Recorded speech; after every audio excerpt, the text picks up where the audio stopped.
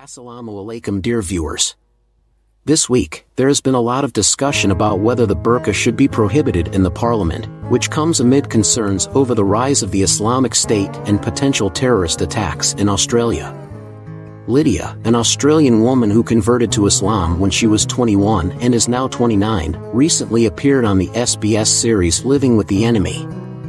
She shared her experiences as a Muslim woman in Australia and now shares her story exclusively with news.com.au. The transformation didn't happen overnight. It took a considerable amount of time. It's hard for me to put into words, but something just clicked. It all began during my time at university when counter-terrorism laws were introduced after the events of 9/11. I used to wonder, why do these Muslims want to harm us? I believed that Muslim women were oppressed, and I felt self-righteous pity for them. I saw their headscarves as an assault on feminism. To say that I had strong and negative opinions about Islam and Muslims would be an understatement. Despite never having met a Muslim, I had preconceived notions about who they were and how they lived. I decided to visit the Auburn Gallipoli Mosque to challenge my misconceptions. I wanted to find out the truth, to understand why Islam seemingly justified the killing of innocent people and the mistreatment of women. However, my experience at the mosque shattered my preconceived ideas. I discovered a religion that was completely different from the one portrayed in the media. I still hold dear a verse from the Quran: "He who kills one person is like killing all of humanity. He who saves one person is like saving all of humanity." I resisted accepting the fact that I had embraced Islam for a long time. I knew that acknowledging my new faith would bring about significant changes in my life, and quite frankly, it frightened me. How would my parents and friends react? Becoming a Muslim seemed like such an unfamiliar path to embark upon.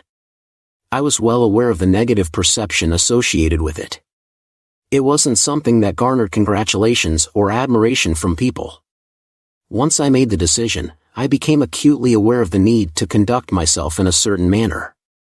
Every action of mine carried the weight of representing Islam, and any mistakes I made were often attributed to my faith rather than being seen as normal human behavior.